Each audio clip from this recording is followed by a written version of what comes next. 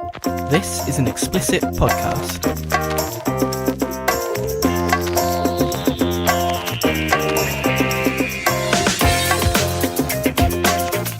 Hello everyone and welcome to episode 52 of the AgeofSigBrah podcast. I am Gary Hennessy and with me as always... Andy Talbot. Hello Andy, how are you? Yeah, not too bad, mate. You? Yeah, none too bad. Oh, it's nice to be recording again, isn't it? Yeah, it's nice nice to get back to it. We're not going to make that joke again because we've made it about 4 times in the other episode. So, yes, we've had a few episodes. Get over it.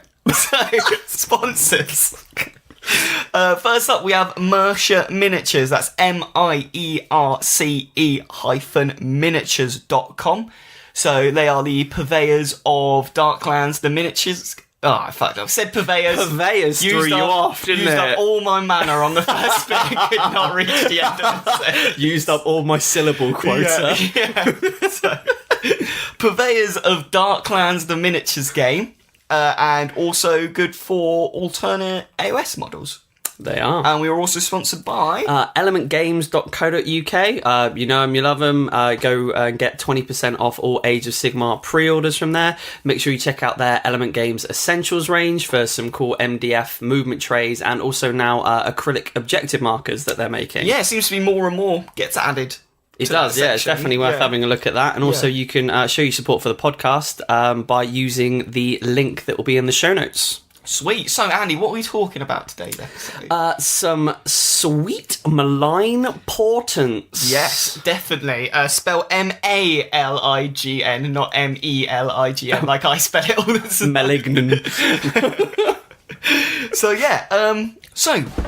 Almost so excited, almost knocked the book off the table. There we go. Or is it a ghost? Ooh, it was a portent. Yeah, so fucking hell. So, what is Malign Portents, Andy? So before we dive in, should we say that... I'm just going. You're just going balls in, aren't you? Yeah, there you go. It is balls deep to term rather than balls in. Oh, fuck.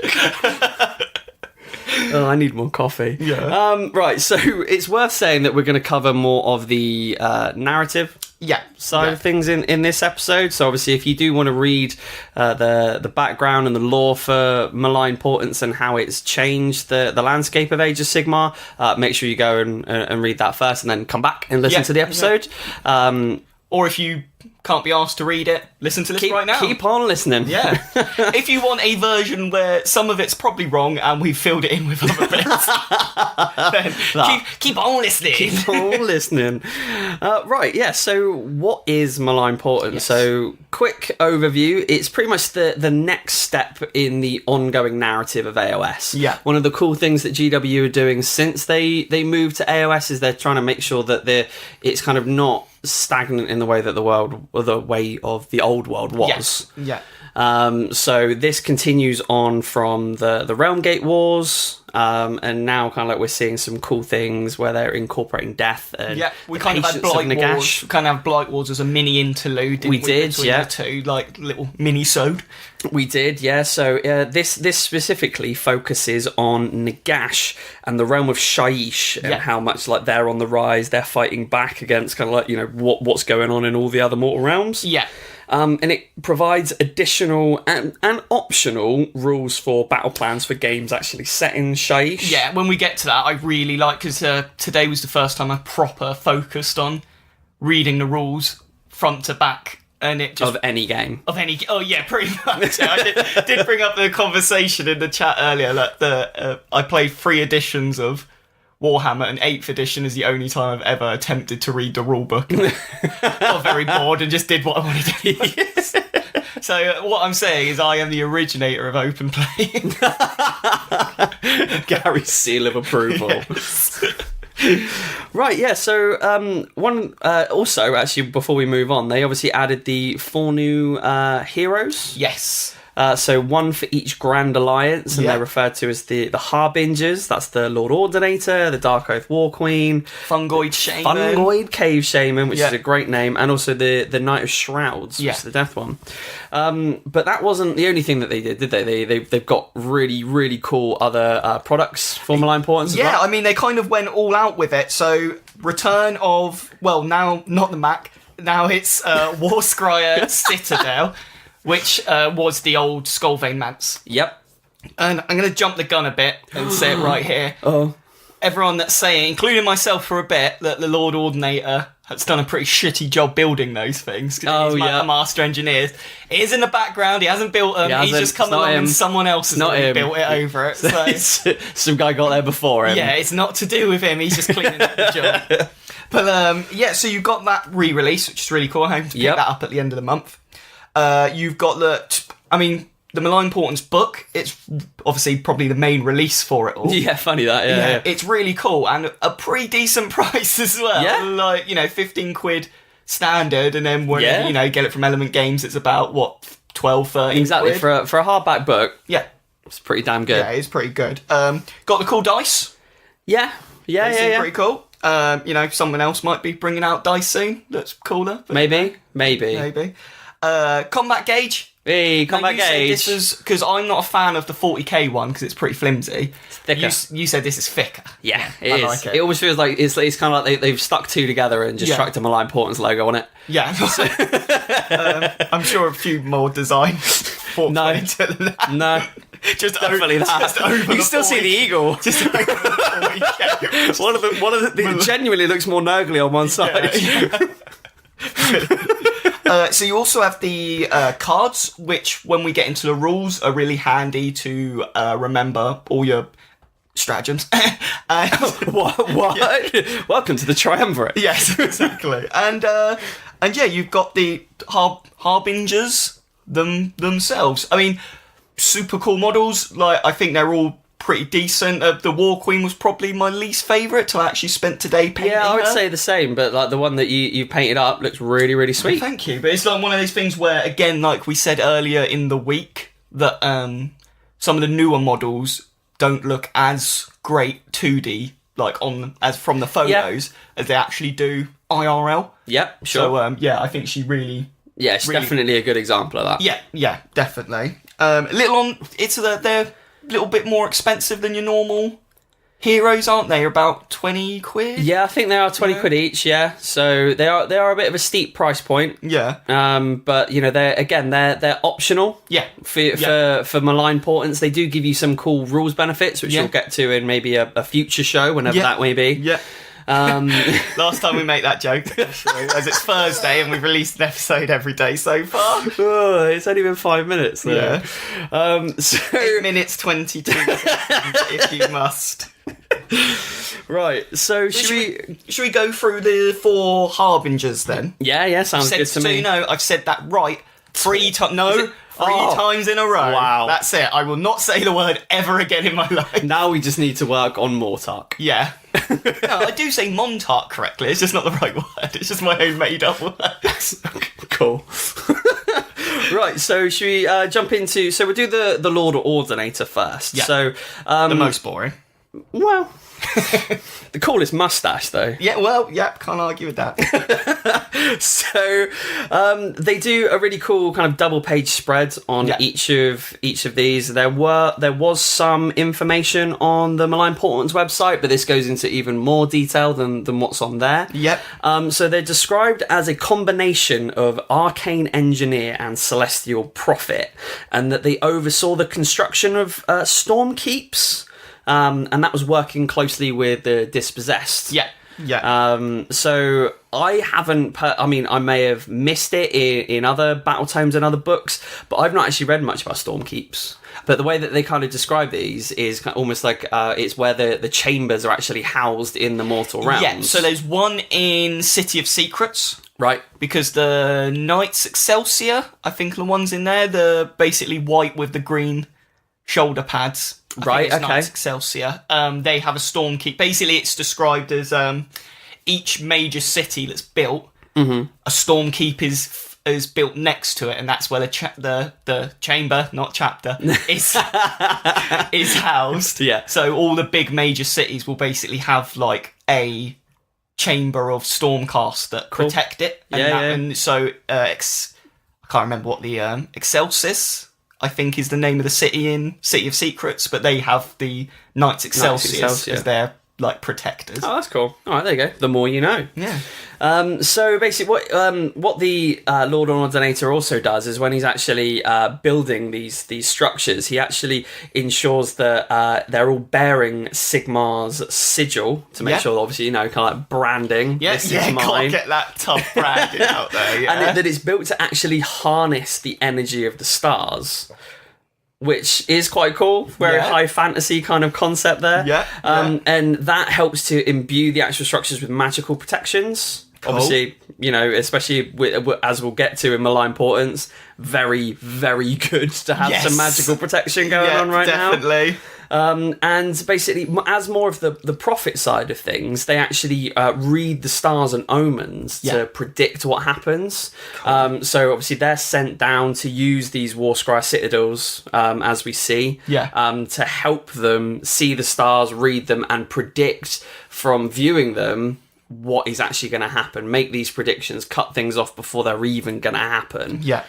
So at the moment, they've seen a lot of signs coming from Shaiish. Yeah. So that's kind of where the description of them leaves off. Yeah. So kind of like, they're all there in their Warscryer citadels using, the mathematical decisions and how it's described as leaps of faith to kind of make these decisions and predict what's going to happen. Yeah. What I quite like, the main thing I like about the Ordinators is it's kind of like two fields that should be opposed together. It's like astrology and astronomy, but he harnesses both kind of thing, which I think is quite cool. It's like two things that should be opposed. Yeah, but exactly. Not. I really like that. So next up, we have the Dark Oath War Queens.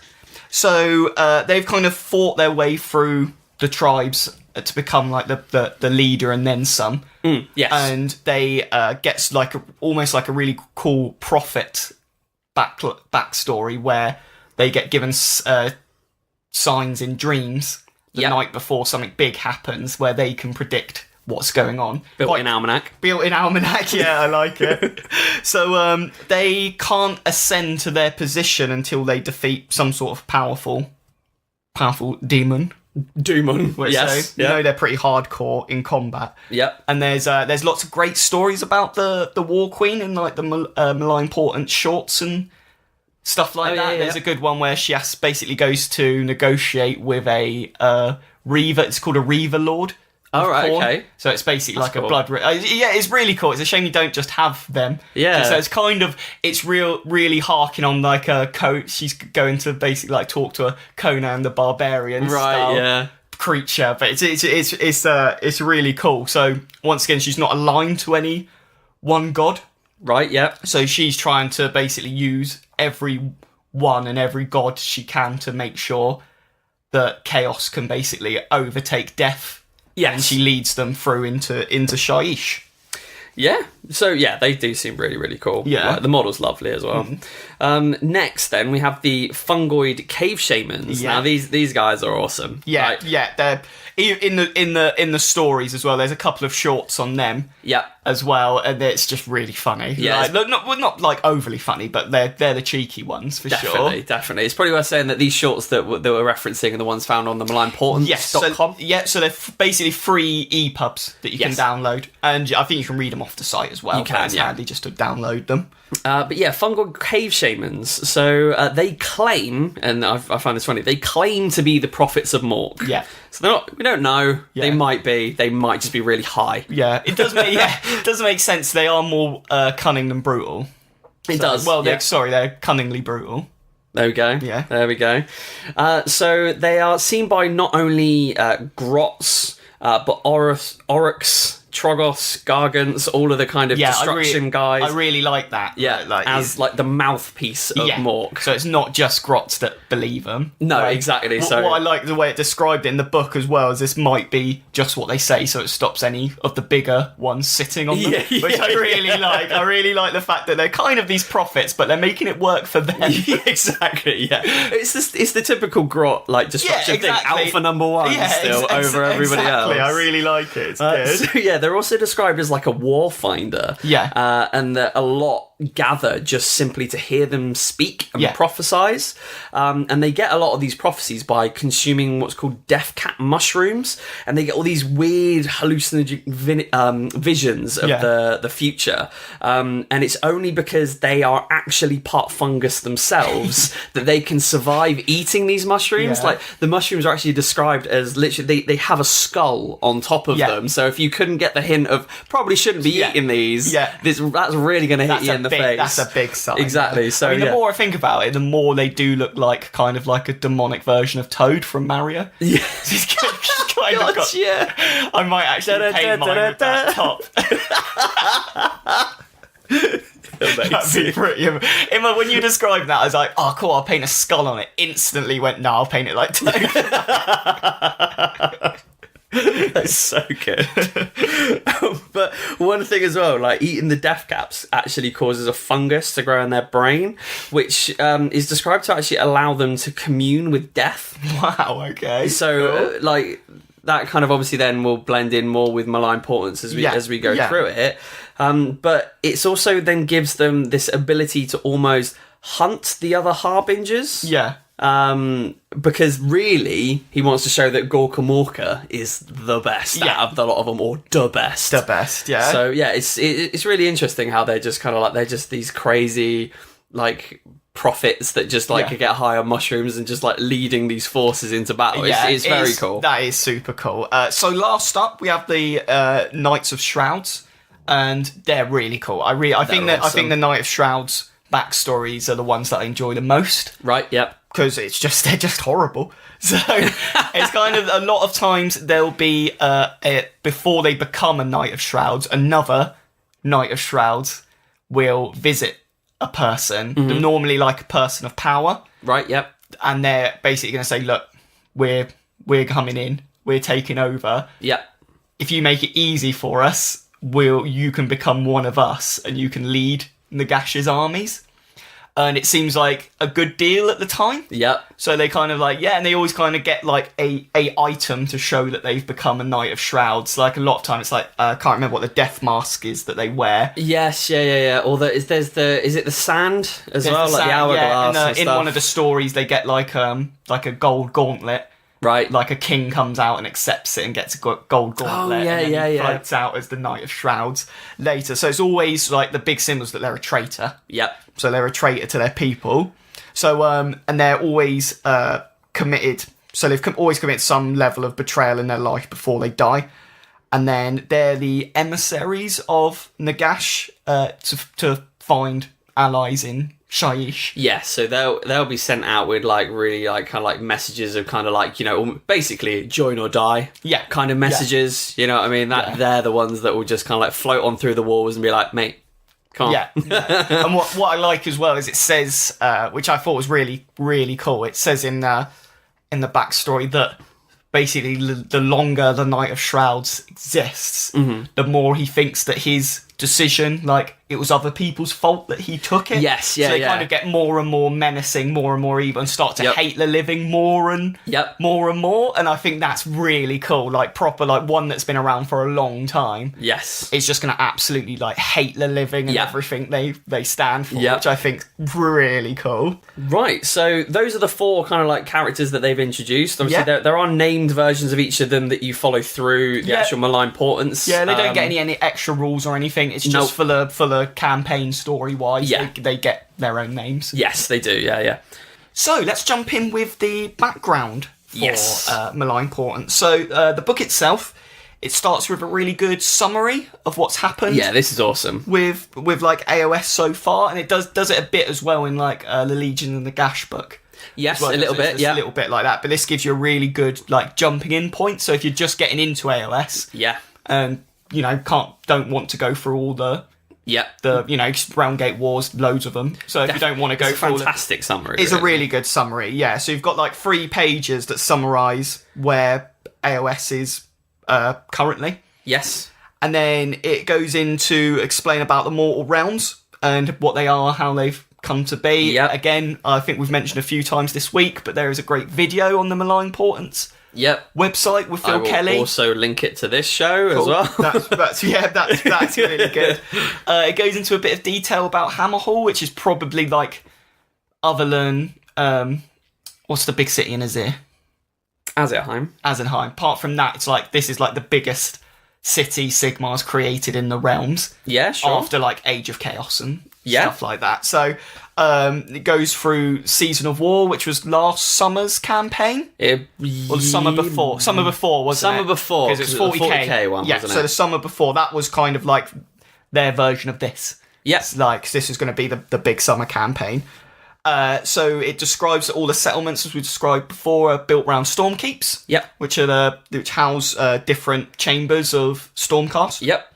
And then it goes into a bit more depth that lots of cities have been built in the other realms. Yes. So it's, progression. Sigmar's progression is getting there. Yeah. It's getting there slowly, and it's so that kind of like is with the Season of War. So you've got, I'm going to show myself up. I've got like Phoenicium, and then the other two that were out there and stuff like that. Greywater Fastness, and the Living City. There we go. So we've got all three of them. So they're in different realms as well. So kind of like goes into more detail a little bit about them as well. Yeah, which is cool. You're kind of seeing that the long game's working. Yes. Sigma, like he is starting to, Chaos starting to recede a bit, and he's getting a foothold, including in Shaiish. Yes. Yeah. So it is still described that in all these cities you still have kind of the underhanded play. Like you've got the cultists, you've got spies, so they're just basically still like normal cities. You've got the bad people. The bad ones. So then it talks a bit about the Age of Myth. Yeah, so again, I think we're going to break this down, like kind of do it kind of chronologically through the Age of Myth, AgeofSigBrah, and then what is known now as the Time of Tribulation. Yes, indeed. So obviously, as this is Nagash's great plan to expand out of Shaiish, it's based around his long game that we did discuss in yesterday's episode. Yes, it would be yesterday's episode of the Legion of Nagash book. So some ground is a little bit retread in here, but we're going to try to pick out new bits of the information. We've done our best to kind of not mix them, but there might be a little bit. Sorry.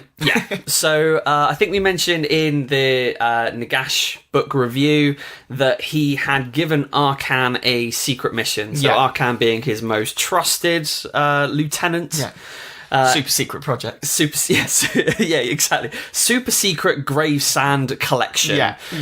So he's asked Arkan's Legion to collect all of the grave sand in Shaiish. Yeah.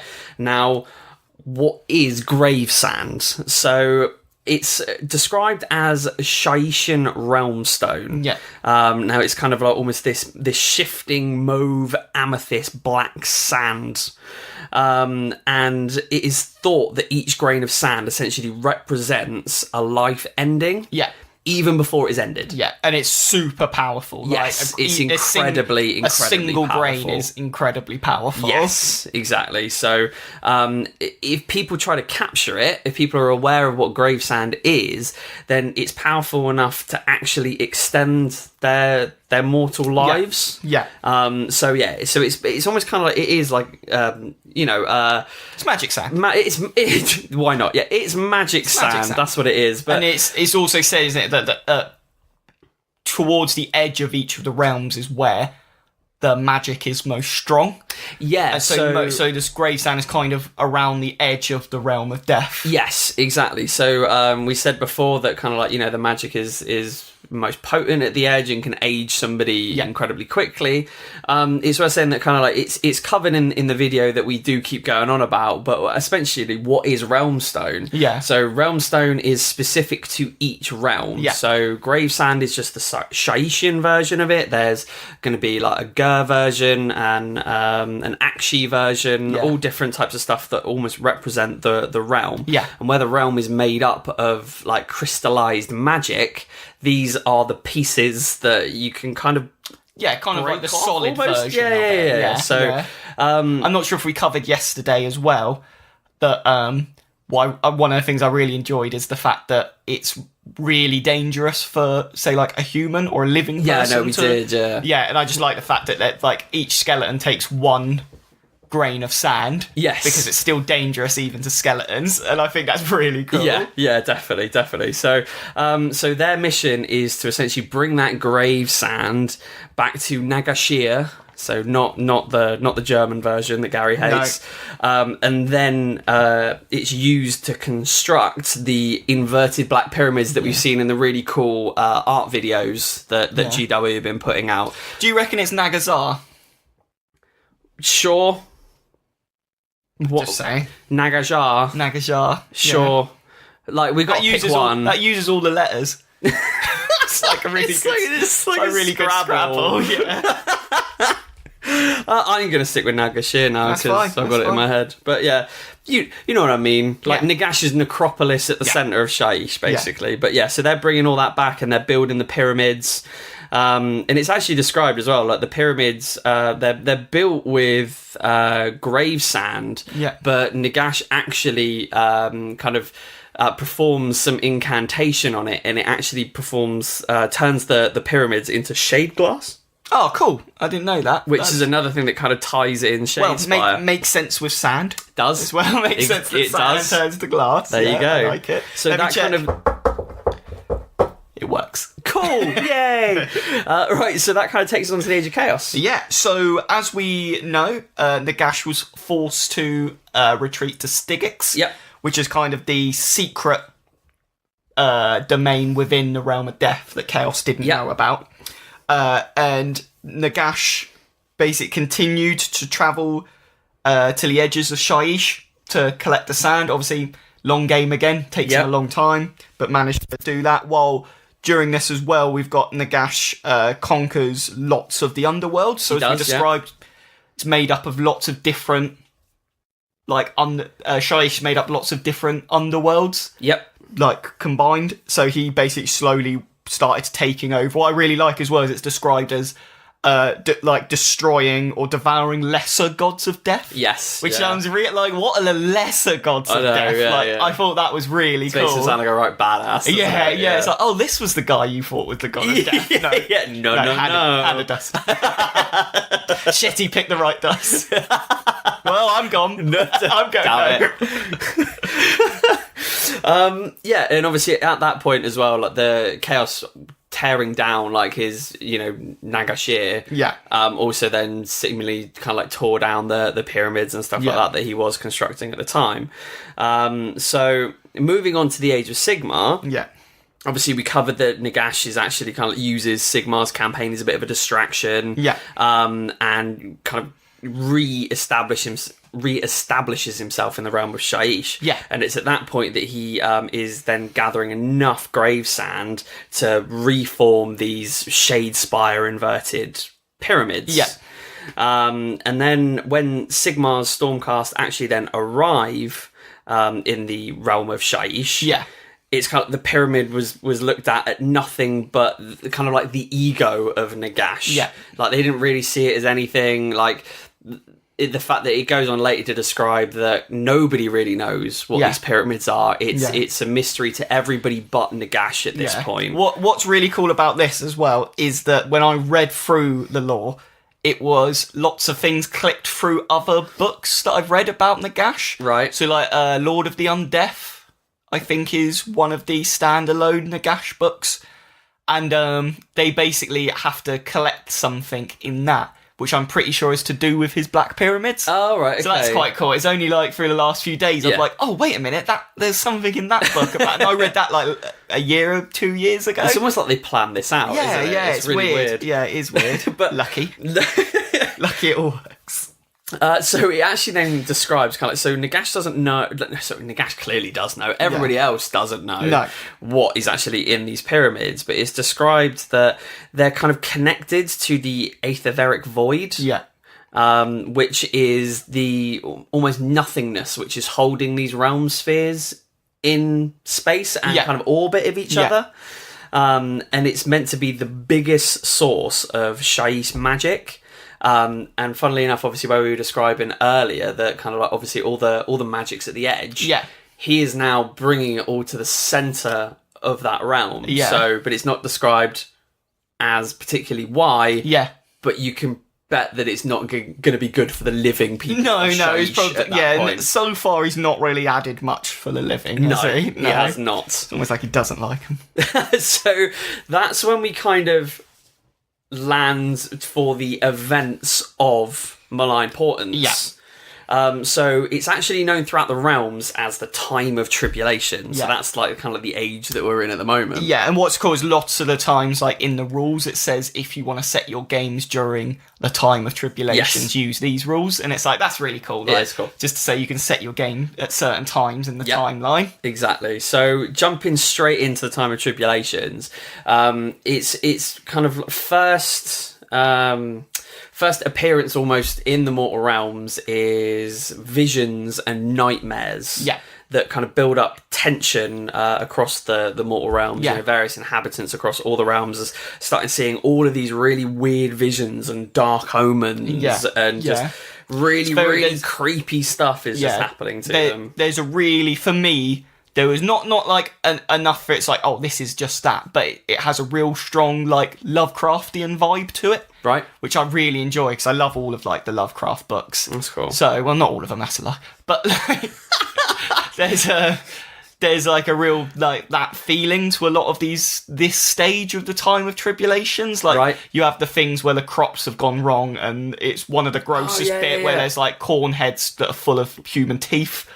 Teeth grow in place of crops. Yeah, it's really. Then one of the first shorts is about that. The farmer goes out and opens this head of corn, and just human teeth fall out and like stuff like that. And they have like the coastal communities like disappear, or travelers will go in and find that everyone's comatose but like levitating. Yes, yeah. Or the windmills are just strapped with dead bodies. Yes, yeah. I mean, that's pretty standard, but it's AOS. It's pretty standard. Pretty standard. Yeah, corpse wind, isn't it? In Dorset, in the UK. Yeah. That's pretty standard. That's pretty standard. Yeah. Well, if you're trying to steal crops, what do you expect? Vicious. But one thing as well is, even as weird as they are, when these first kind of crop up, they're almost ignored.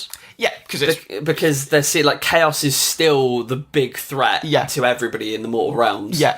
So, not that people don't take notice of these things, but they're not seen as connected or as part of a bigger plan. No. One of the other things I really enjoyed, I can't remember where it's described, but they say it's mainly denizens of the other realms, other than Shaiish, that notice these things happen first. Yes. Because basically the inhabitants of Shaiish...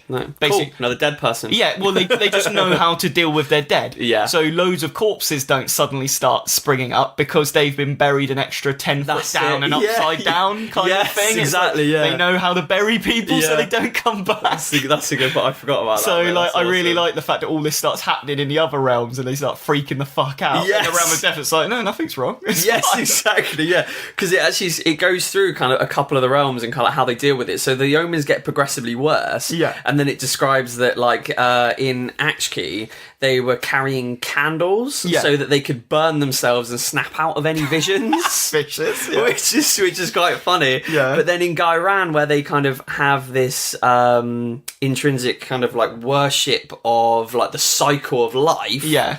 They actually offered food and prayed for the next season, which was called Spring Seed, to emerge, because they thought that they were like deep in their version of like winter.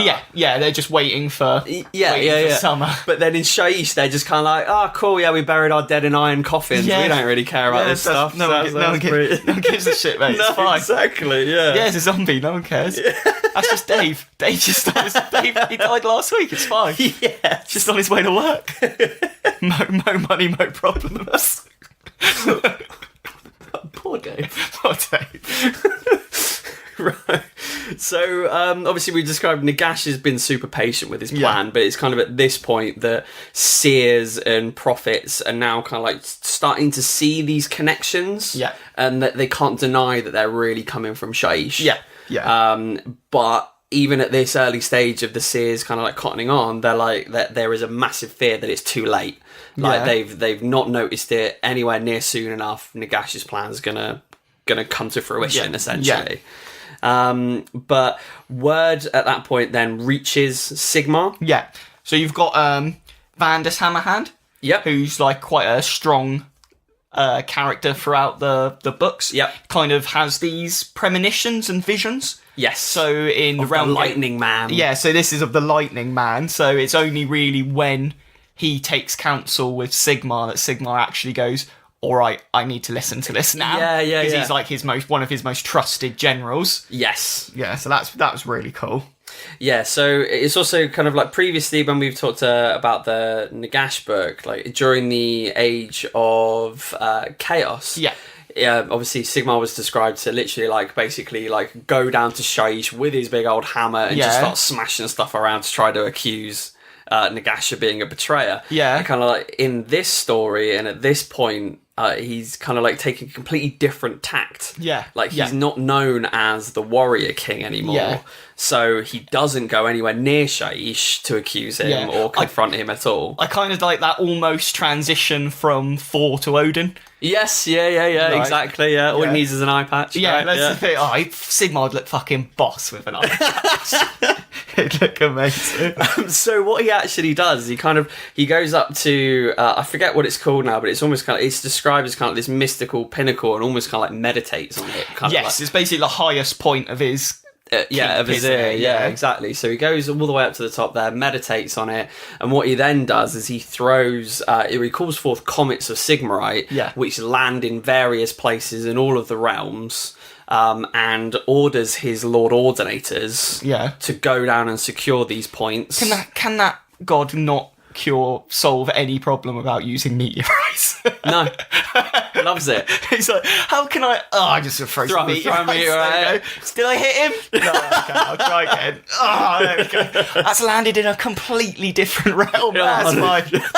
Some fucker's building a house on it. I was going to say, like, the school was there. It's fine. It's Sigmarite. So it's actually each meteor was thick with Azir Realm Stone. So another Realm Stone, and this is called Celestium. Cool. And basically Sigmar revealed his plans to the Lord Ordinators and they made their way to the meteor sites. And they found actually when they got down there that cities had already laid claim to them. Many of them already actually building the Warscry citadels that we see now. So it goes back to Gary's point earlier on. Not the Lord Ordinator's fault. No. There's a rickety bridge. No.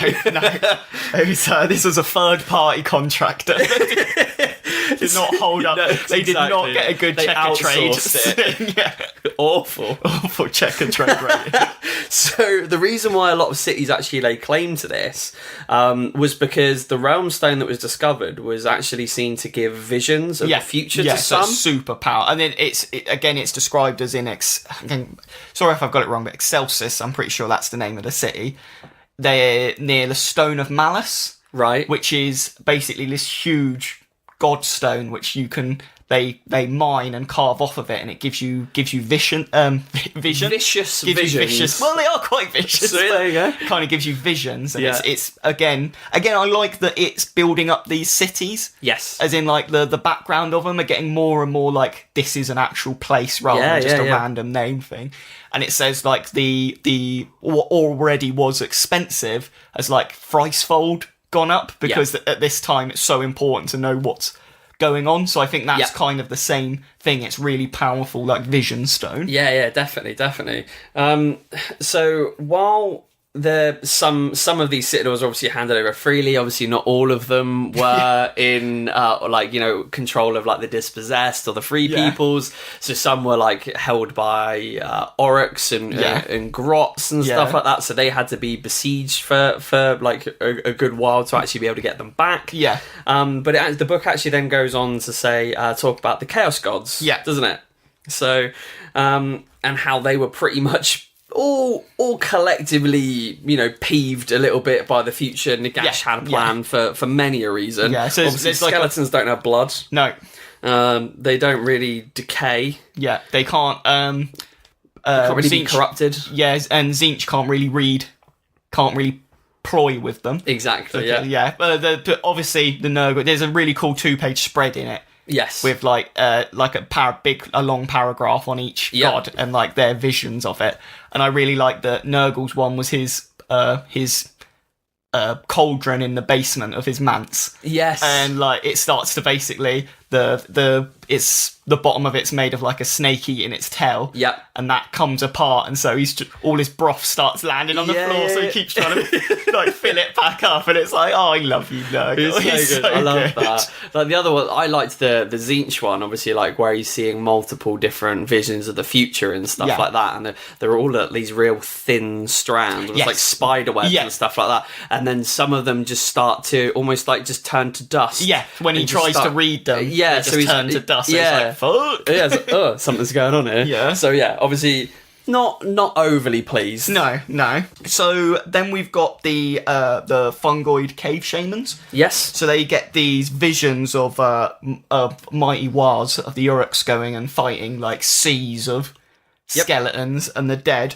So, you know, they've seen it for a long time that this is happening. Yeah. So they think, well, let's start it. Let's start the fight Why early. not? So this is where they pretty much all start converging on Shyish, isn't it? So the first of these kind of characters for the Harbingers for Malign Portents is Marikar.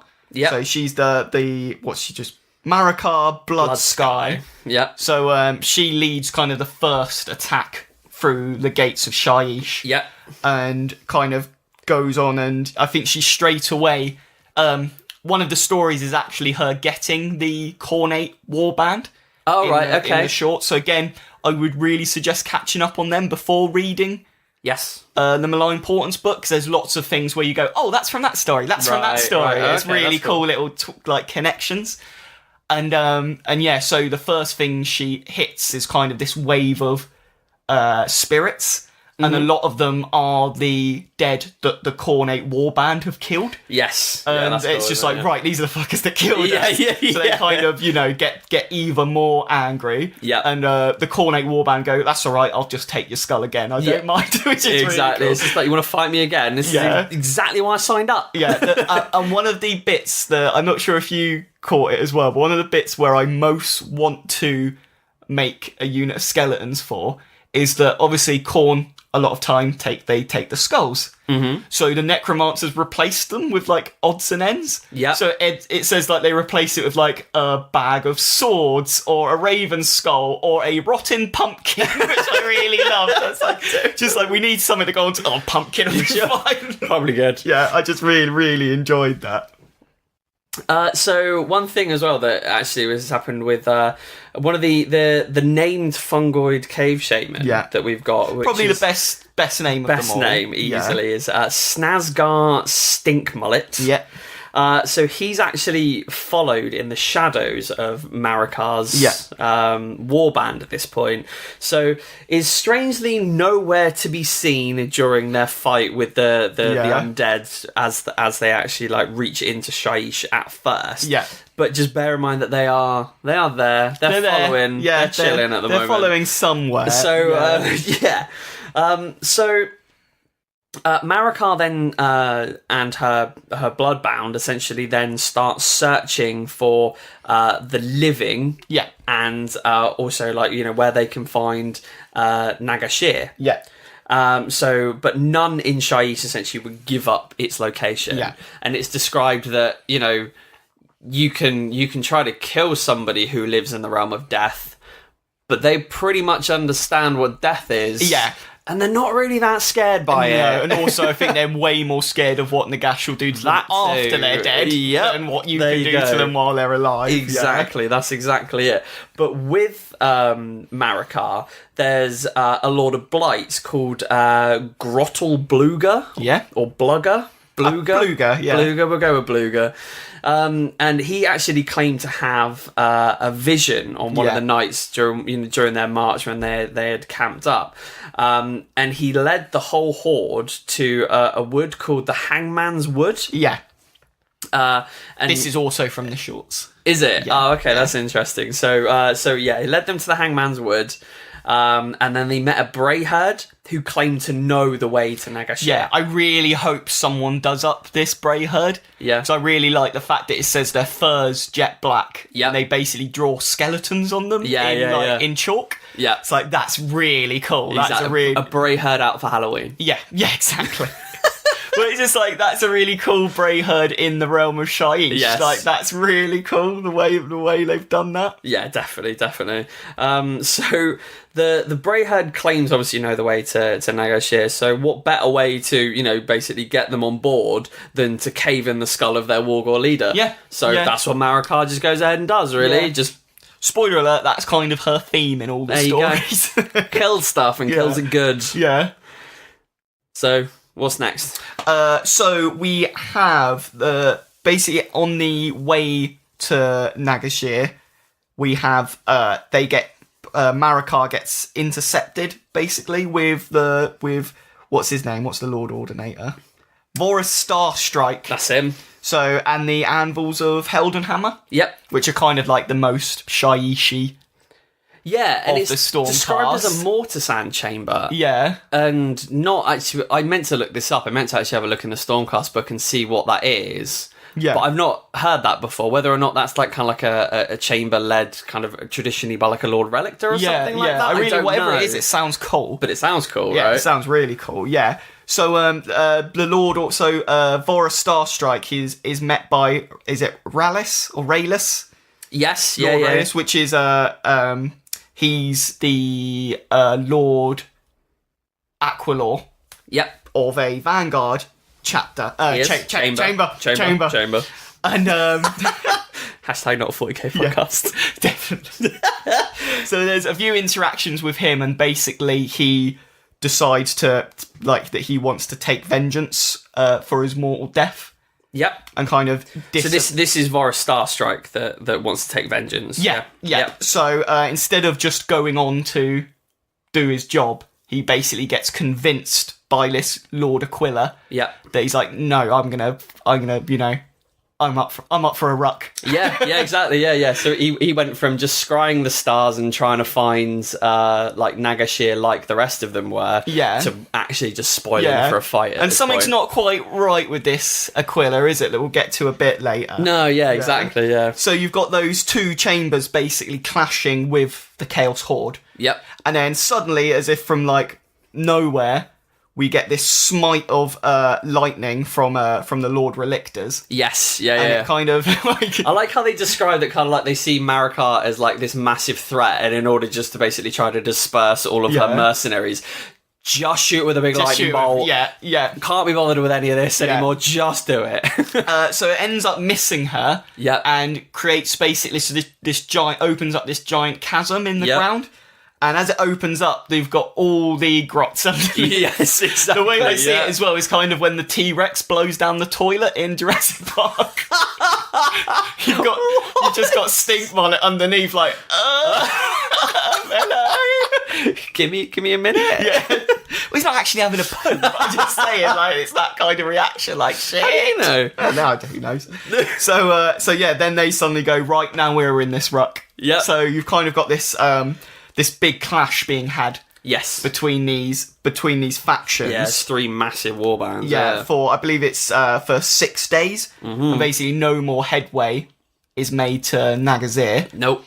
So and then at the very end of this, you have the Lord Aquila that suddenly starts dissipating into long flowing blue robes. Yeah. And spoiler, it's a changeling.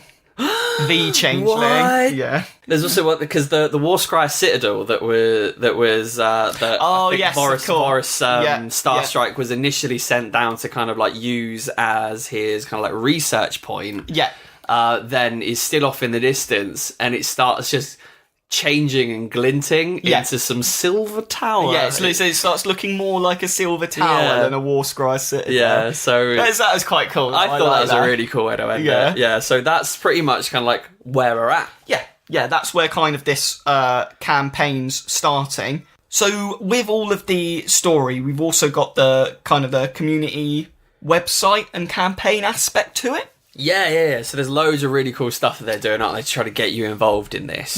Yeah. So you've got kind of like the games workshops and your independent stores. Yep. Have if they've signed up, they've basically got this access to this really cool summer campaign called Dread Solstice. Yeah.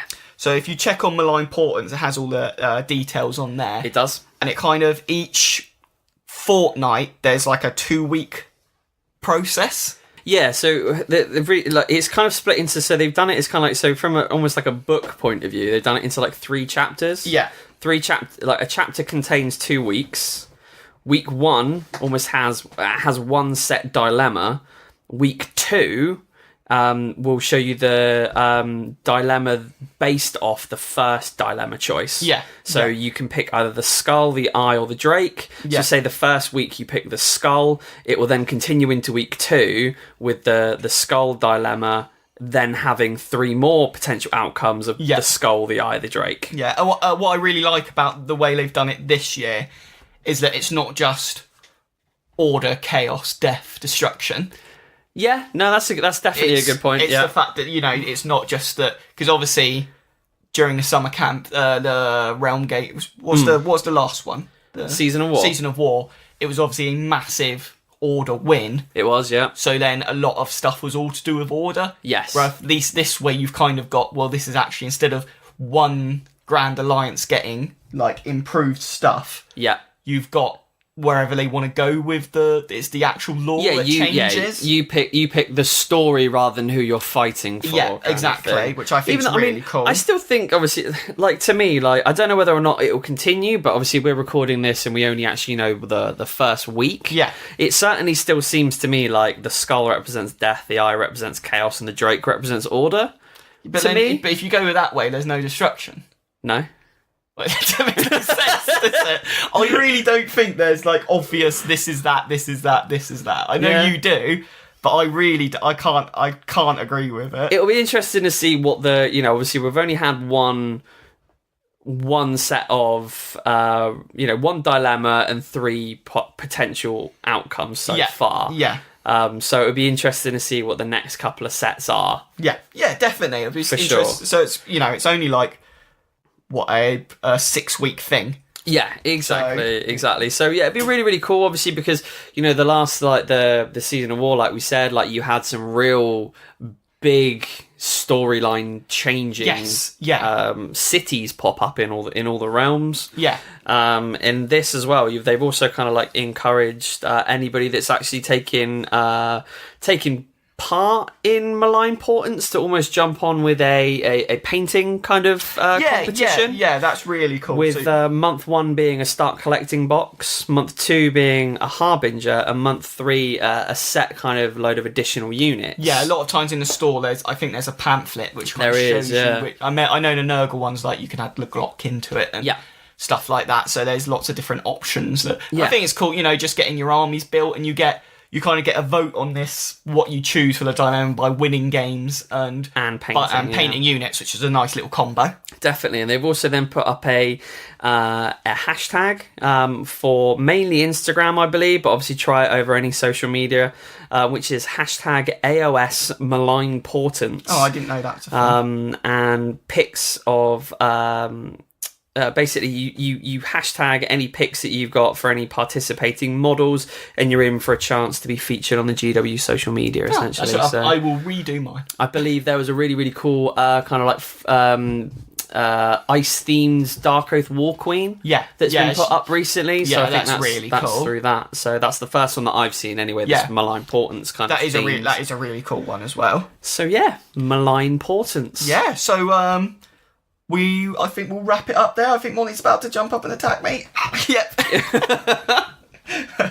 So our sponsors, God, he jumped up behind me. Dear God. So our sponsors, we have Mierce Miniatures. That's MIERCE-miniatures.com for. Sorry, still got money for scaring you. Yeah, spooky. For the Darklands miniatures game and alternate AOS models, and we also have elementgames.co.uk. Go there and get 20% off of all of your AOS pre-orders, and also help sponsor the show by clicking in the link in our show notes. If you want to get in contact with us, you can via our email AgeofSigBrah@gmail.com. You can get us on Instagram or Twitter with the handle @AgeofSigBrah, and on Facebook at facebook.com/AgeofSigBrah. So that's everything, and we will see you tomorrow. Oh, fuck it, we'll see you tomorrow. Bye!